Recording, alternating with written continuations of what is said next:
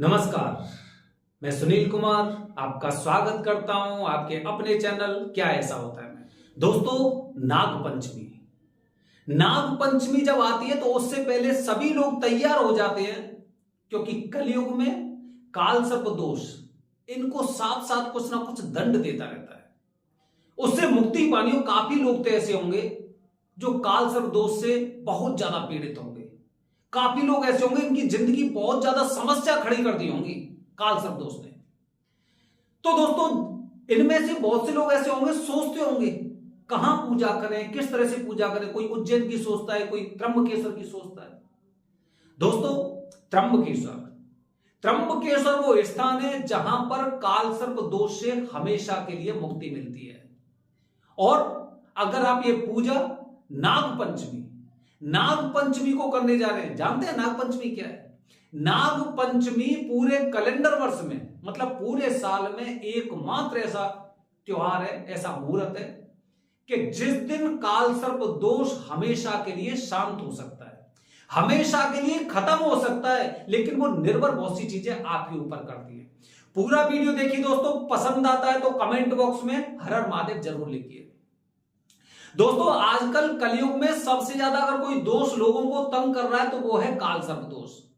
काल सर्प दोष के लिए उत्तर भारत के लोग उज्जैन में पूजा करने जाते हैं, क्योंकि वहां पे महाकाल मंदिर में पूजा होती है। लेकिन नाग पंचमी को महाकाल मंदिर में पूजा नहीं होती, ये बहुत से लोग जानते हैं। इसलिए इनका पहला टारगेट होता है कि त्र्यंबकेश्वर जाकर और हमेश दोष से हमेशा के लिए मुक्ति पानी है। दोस्तों, काल सर्प दोष काफी लोग कहते हैं कि इससे पहले हमने कभी सुना नहीं था, इससे पहले कभी देखा नहीं था, इसके बारे में कोई जानता नहीं था।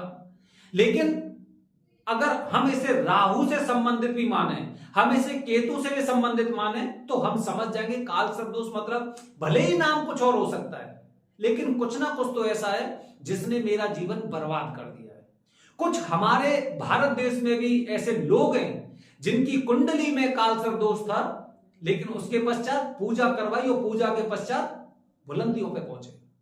तो दोस्तों, अगर आप ये पूजा त्र्यंबकेश्वर में करने जा रहे हैं तो ये वीडियो आपके लिए, क्योंकि बहुत सी ऐसी जानकारी है जो आपको पूजा से पहले पता होना चाहिए।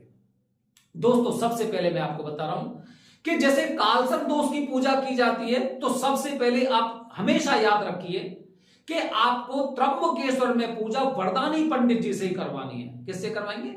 वरदानी पंडित जी से। वरदानी पंडित जी कौन है? वरदानी पंडित जी वो हैं जिन्हें सालों का अनुभव नहीं, पीढ़ियों का अनुभव है, जो एक विधि इस प्रकार की करते हैं जो सनातन से वो विधि चलती आ रही है। हालांकि नाग पंचमी को वरदानी पंडित जी द्वारा आपकी प्राइवेट पूजा करना बहुत मुश्किल हो सकता है, बहुत मुश्किल हो सकता है, बल्कि ना के बराबर। लेकिन फिर भी आपको प्रयास करना चाहिए, क्योंकि आप पूजा करने आ रहे हैं, आप प्रीति भोज में नहीं आ रहे। दोस्तों, मैंने त्र्यंबकेश्वर में देखा है एक एक पंडित जी, एक एक गुरु जी 50-50, 100-100 पूजा कर रहे हैं। आप भी अगर नाग पंचमी को त्र्यंबकेश्वर आ रहे हैं तो आप भी देखेंगे कि किस तरह से पता ही नहीं चल रहा है कि पूजा चल रही है, प्रीति भोज चल रहा है। हमें इस चीज का मतलब अब क्या बोले, छोड़ ही दो, ठीक है। अच्छा, तो आपको सबसे पहले सोचना है कि आपको काल सर्प दोष से मुक्ति पानी है या फिर किसी प्रीति भोज में शामिल होना है, पहली बात दोस्तों। दूसरी बात बता रहा हूं दोस्तों, क्योंकि अगर मुक्ति पानी है, मुक्ति का रास्ता बड़ा कठिन होता है। मुक्ति का रास्ता बड़ा कठिन होता है, जिसमें सबसे पहला जो हमारे सामने बैरियर होता है, वो बैरियर होता है कि वरदानी पंडित जी प्राइवेट पूजा आपकी नाग पंचमी वाले दिन मिलेंगे नहीं, पहली बात। दूसरी बात बता रहा हूं दोस्तों, जब काल सर्प दोष पहले किसी कुंडली में होता था, काल सर्प भूल जाइए, राहु से संबंधित, क्योंकि राहु का दोष था और राहु के आदि और प्रत्यादि देवता काल और सर्प है। तो इसलिए राहु देव के साथ साथ काल और सर्प की पूजा होती है। इसलिए राहु को लोग भूल गए और काल सर्प सभी को याद है, आदि और प्रत्यादि देवता उनके याद है। तो काल सर्प दोष जब पहले होता था तो सबसे पहले लोगों को बताया जाता था कि अगर आपकी कुंडली में राहु से संबंधित कोई समस्या है तो आपको 1.25 लाख महामृत्युंजय मंत्र का जाप इस पूजा के दौरान करना चाहिए। कैसे मिलेगी मुक्ति? अब सोचिए, अब कैसे मिलेगी? वरदानी पंडित जी तो मिल नहीं रहे और 1.25 लाख महामृत्युंजय मंत्र का जाप कैसे मुक्ति मिलेगी? इसके साथ में और सुनिए दोस्तों, इसके साथ में राहु और केतु के जाप भी होते थे, राहु केतु के इसमें जाप भी होते थे। मुक्ति का रास्ता बता रहा हूं आपको, जब आप ऐसे स्थान पर पहुंच गए हैं, आप जाने वाले हैं, वरदानी पंडित जी आपकी पूजा करेंगे, उसके साथ आपके 1.25 लाख महामृत्युंजय मंत्र के जाप चल रहे हैं और उसके साथ में राहु और केतु के जाप चल रहे हैं। कैसे मुक्ति नहीं मिलेगी? जब हमें मुक्ति चाहिए तो हम कुछ भी कर सकते हैं। हम जब उस स्थान पर पहुंच गए तो अब हमें मुक्ति पानी है, क्योंकि पूरे साल का एकमात्र ऐसा त्योहार है नागपंचमी कि मुक्ति तो मिलेगी, मुक्ति तो मिलेगी, ये तो तय है। अच्छा, सबसे अंत में दोस्तों, और सबसे अंत में, जैसे कि जब आपने देखा होगा कि राजा दक्ष का यज्ञ जब विध्वंस हुआ था, क्यों हुआ था? क्योंकि भगवान शिव जी को पूजा में शामिल नहीं किया गया था। तब से भगवान शिव जी को वरदान प्राप्त है कि किसी भी प्रकार की अगर आप पूजा करेंगे तो उसमें भगवान शिव जी की पूजा की जाएगी, वो पूजा करनी चाहिए। तो दोस्तों सबसे अंत में जब भगवान शिव जी की पूजा की जाती है, भगवान शिव जी की पूजा कैसे होगी? रुद्राभिषेक या फिर लघु रुद्राभिषेक। मुख्यतः भगवान शिव जी का सबसे फेमस, जो सबसे कारगर होता है, सबसे छोटे में सबसे कारगर, वो होता है लघु रुद्राभिषेक, जिसे 11 ब्राह्मण करते हैं। 11 ब्राह्मण द्वारा लघु रुद्राभिषेक आपको हर प्रकार की समस्याओं से मुक्ति दिलाने वाला है।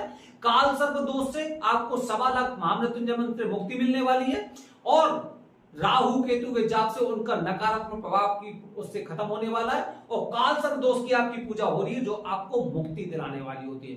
ये दोस्तों 4 पड़ाव होते हैं जो इंसान सक्षम होता है वो ये चारों प्रकार की पूजा करते हैं। जैसे हमने उज्जैन में देखा, नागपंचमी को छोड़ के कल भी देखेंगे, कल भी 1.25 लाख महामृत्युंजय मंत्र का जाप है महाकाल मंदिर में पूजा के दौरान। तो लोग इस तरह से पूजा करते हैं। ये तो हो गई पूजा की प्रक्रिया। अब इसके साथ साथ स्टेप होते हैं। सबसे पहले जैसे मैंने आपको बताया, वरदानी पंडित जी से आपको संपर्क करना है। दूसरा, घर से निकलने से 2 दिन पहले आपको अर्जी लगानी है। अर्जी होती है आपकी पूजा की सफलता की गारंटी कि आपको इस दोष से मुक्ति मिलने वाली है। और जब आप त्र्यंबकेश्वर पहुंच जाएंगे तो त्र्यंबकेश्वर पहुंचने के बाद आपकी पेशी होगी, पेशी के बाद आपकी पूजा होगी 5 चौकियों पे नई सामग्री से। वो प्रीति भोज नहीं करना है, मैं पूजा की बात कर रहा हूं। 5 चौकियों में 9 चांदी के नाग, राहु और काल देवता की चांदी प्रतिमा और सोने का नाग। आप पूजा करने आए हैं, मुक्ति पाने आए हैं, तो इस तरह से 5 चौकियों पे आप पूजा करने वाले हैं। 5 चौकी पर सारी नई सामग्री वो आपकी पूजा यहाँ पे होने वाली है। अच्छा, अब इसके पश्चात 40 दिन के नियम, वो आप जैसे आपकी पूजा हो जाएगी तो आप मुझे व्हाट्सएप करेंगे तो मैं 40 दिन के नियम भेज दूंगा। और इसके साथ में दोस्तों, जब कुछ बातें हमें ध्यान रखनी होती हैं, वो ध्यान रखने वाली बात कौन सी है? पहली बात यह है कि जब भी आपकी कालसर्प दोष की पूजा हो जाएगी तो उसके पश्चात आपको त्र्यंबकेश्वर महादेव के दर्शन जरूर करने हैं। वो करने हैं, बिना दर्शन किए तो लौटना नहीं है। और दूसरी बात, अगर आप अगले दिन आने वाले हैं तो स्नान करके आ रहे हैं, जब भी आप त्र्यंबकेश्वर छोड़ें और स्नान कर चुके हैं तो उसके पश्चात आपको त्र्यंबकेश्वर महादेव के दर्शन करने ही है। अगर स्नान कर लिया तो आपको यहाँ पे दर्शन करने ही है। ये कुछ ऐसी छोटी छोटी चीजें होती है। हो सके तो कुछ दूध वगैरह या कुछ ऐसे सिक्के ले जाना जो कोसावर्त कुंड में आपको प्रोवाइड करने हैं, और कोसावर्त कुंड में ही स्नान करना है आपको पूजा से पहले। कोसावर्त कुंड माता गोदावरी का ये मान लो कि वही जल इसमें आता है और जिसमें लोग पाप मुक्त हो जाते हैं। गौतम ऋषि के बारे में पढ़ना, गौतम ऋषि को जब पाप से मुक्ति मिली थी तो माता गोदावरी ने उनको निवृत्त किया था। तो दोस्तों, नाग पंचमी है और नाग पंचमी को त्र्यंबकेश्वर जा रहे हैं। एक छोटी सी गलती आपकी पूरी यात्रा को खराब कर सकती है, और छोटी छोटी सावधानी आपको इस दोष से मुक्ति दिला सकती है।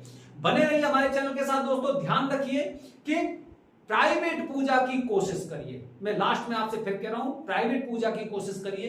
प्रीति भोज का हिस्सा मत बनिए, क्योंकि वो केवल ना खुद के लिए ठीक रहती है कि चलो मैंने पूजा करवा ली। ऐसे नहीं करना है, हमें इस तरह से कहना है कि हमें इससे मुक्ति पानी है। बने रहिए हमारे चैनल के साथ दोस्तों। आने वाली वीडियो में कुछ नई जानकारी। हर हर महादेव, हरि ओम।